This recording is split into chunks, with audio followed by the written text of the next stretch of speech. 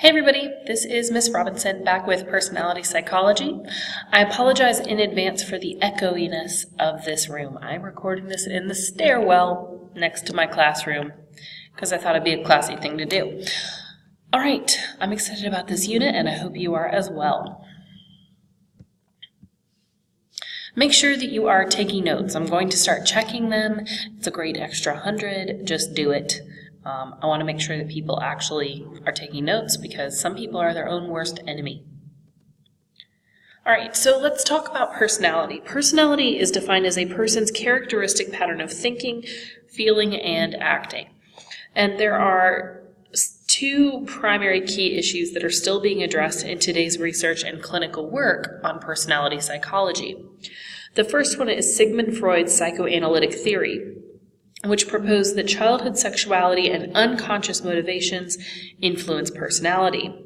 The next is the humanistic approach, which focused on our inner capacities for growth and self-fulfillment. These are the two primary issues that we will be addressing in our look at personality psychology during this chapter. All right, so the first is the psychoanalytic perspective. Freud entered the University of Vienna in 1873, but before that, he was really curious in general. He had a great memory, and as a teen, he often took his evening meal in his bedroom in order to not lose any time from his studies. But after medical school, which he found pretty easy, he set up a private practice specializing in nervous disorders, things that make us anxious and nervous. And he found some patients whose neurological disorders or nerve disorders make no sense, right? They had situations going on that couldn't really be traced to any physiological reason. For example, a patient might have lost all feeling in a hand, yet there was no sensory nerve that if damaged would numb a hand and nothing else.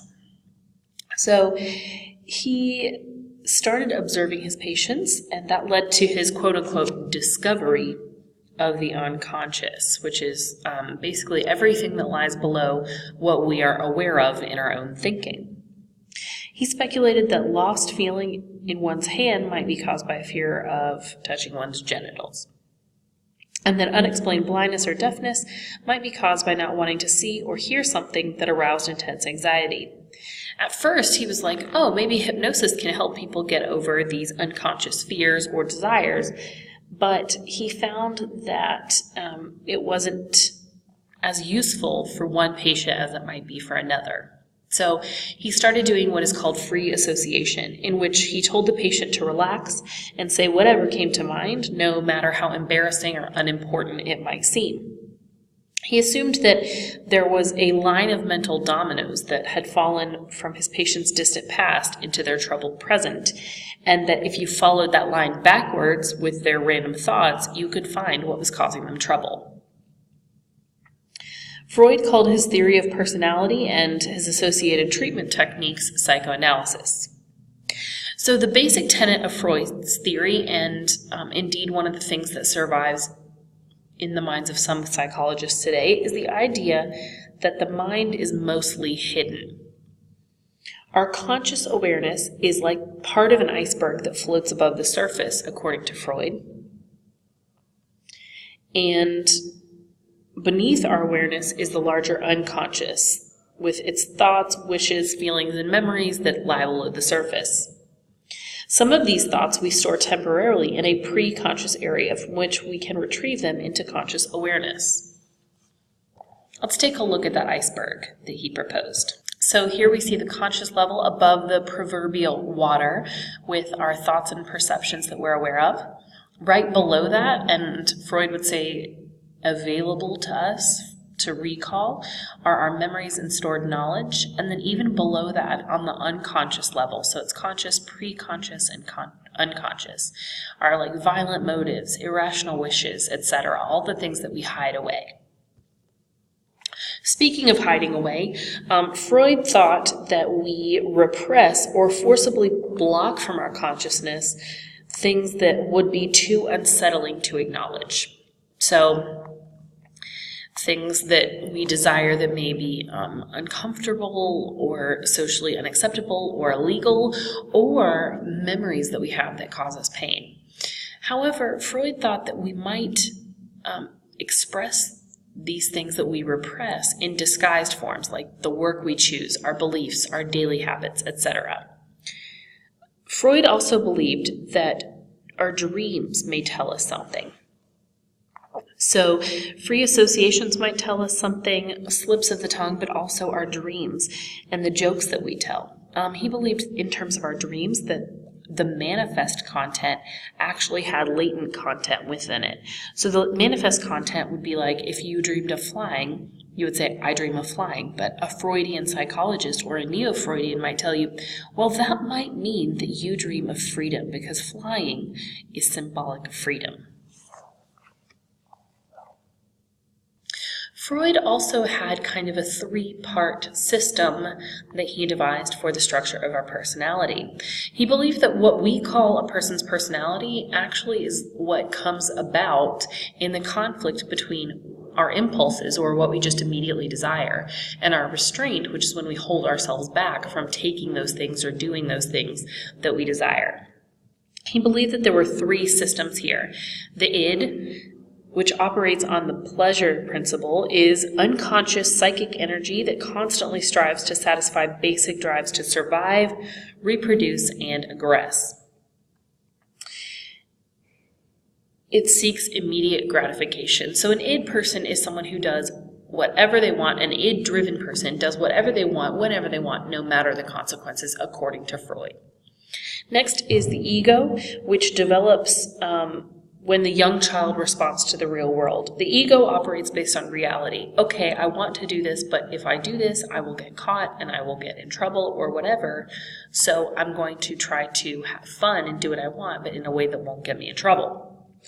And last is the superego, which is the ideal. It's how we ought to behave. It's the executive that helps to kind of mediate the impulsive demands of the id. For example, the superego is the part of us that develops its own moral code and only lives according to that code. So, we talked about these in class, so there's not much more I need to say about them except that you need to know them. Also, something I didn't emphasize in class is that Freud believed that we develop, in terms of our psychosexual stages, via erogenous zones or zones of pleasure. Again, from 18 to 0 months, it's oral, so like little kids chewing on everything. 18 to 30 months is anal, which is bowel and bladder elimination, coping with demands for control. 3 to 6 years is phallic, which is the genitals and coping with incestuous feelings. We talked about that with the Oedipus and Electra complex. 6 to puberty is dormant sexual feelings, also known as latency, and that's kind of the calmest of all the periods according to Freud. And the last one is genital, which goes from puberty on and is the maturation of our sexual interests. So Freud would say that children eventually cope with these threatening feelings that they're going through in the different stages by repressing them and identifying with or trying to become like their parent of the same sex. And through this identification process, children's superegos gain strength as they incorporate many of their parents' values. Freud believed that identification with the same-sex parent provides what psychologists now call our gender identity, our sense of being male or female. And Freud presumed that our early childhood relations, especially with parents and caregivers, influence our developing identity, personalities, and frailties. Freud was also concerned with fixation. He was fixated on fixation, if you will.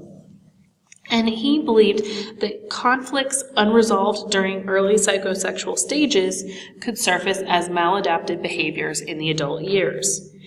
So at any point in oral, anal, or phallic stages, strong conflict could lock or fixate the person's pleasure-seeking energies in that stage. A person who had been either orally overindulged or deprived might fixate at the oral stage. All right, so let's talk about a little further about the Freudian idea of defense mechanism. So, according to Freud, living in civilization is anxiety. He believed that anxiety is the price we pay for living as members of social groups who must control our sexual and aggressive impulses and not act them out. But sometimes Freud believed the ego fears losing control of this inner war between the id and the superego. And according to Freud, the presumed result is a dark cloud of unfocused anxiety that leaves us feeling unsettled, but unsure why we feel unsettled. And Freud proposed that the ego protects itself with defense mechanisms. So something to remember is that Freud developed the defense mechanisms that I'm listing for you here today, but that his daughter came up with some more. Her name is Anna Freud. She came up with some more. And future neo-Freudian psychologists have added to the list. So these are just the 8 classic Freudian ones, but there are more. So you may see lists elsewhere that have different or more. All right, the first one is repression, which banishes anxiety-arousing wishes from consciousness, and it's when you kind of push everything down and don't think about it. According to Freud, repression underlies all other defense mechanisms. Next is regression, and regression allows us to retreat to an earlier, more infantile stage of development. So, for example, if a child's anxious about the first day of school and they don't necessarily usually suck their thumb, they might suck their thumb during or before a time when they're nervous to kind of go back to their little kid carefree days. The next is reaction formation, where the ego unconsciously makes unacceptable impulses look like their opposites. So en route to consciousness, the unacceptable proposition, I hate my dad, might become something like, I love my dad, he's great. Projection. So this disguises threatening impulses by attributing them to others. Like, he doesn't trust me may be the feeling I don't trust him or I don't trust myself. According to an old saying from El Salvador, a thief thinks everyone else is a thief. Next is rationalization, and this is when we unconsciously generate self-justifying explanations to hide the real reasons for our actions. So, for example, if someone drinks all the time, they may rationalize it by saying, well, I need to do this to be social. I cannot even begin to have normal relationships and socialize with people without doing it. And that's their quote-unquote rational reason. Displacement diverts sexual or aggressive impulses towards an object or person that is physiologically more acceptable than the one that aroused the feelings. So, for example, in a house torn apart by conflict, where someone doesn't want to hurt another person, they want to avoid being abusive, they might punch a wall instead of that person, and you may see holes in the wall as a sign of repressed aggression. Next is sublimation, which is the transformation of unacceptable impulses into socially valued motivations. So, for example, painting something when you have a feeling that is negative, or creating music. Freud suggested that Da Vinci painted the Mother Mary all the time because of his own feelings of separation from his mother. And finally is denial, which protects the person from real events that are painful to accept, either by rejecting a fact or the seriousness of the fact. For example, dying patients may say, oh, no, I'm not that sick, I'll be fine, I'm going to get over this, when all the science points to the fact that they're probably going to pass away. All right, so let's talk about neo-Freudian psychodynamic theorists. So Freud's writings were controversial, but they soon attracted followers, mostly young, ambitious physicians who kind of formed an inner circle of thinkers that surrounded him. These neo-Freudian psychologists, for the most part, accepted Freud's basic beliefs, but veered away from him in a few important ways. First, they placed more emphasis on the conscious mind and its role in interpreting what happens to us. And second, they doubted that sex and aggression were our all-consuming motivations. They believed that our social interactions, our culture, etc., had a lot to do with why we do what we do as well. Two really important figures in this group were Alfred Adler and Karen Horney. That is how her last name is actually pronounced. So, firstly, Both of them believe that childhood social, not sexual attentions, are crucial for personality formation. So they were kind of pushing towards a view of the person as one within a societal group, not just a person by himself or herself.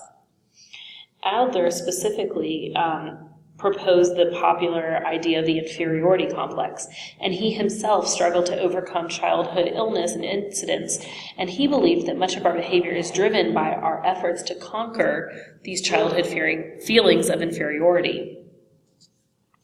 Karen Horney said that childhood anxiety caused by the dependent child's sense of helplessness triggers our desire for love and security. And so as an act of, rebelling against that anxiety, we seek security.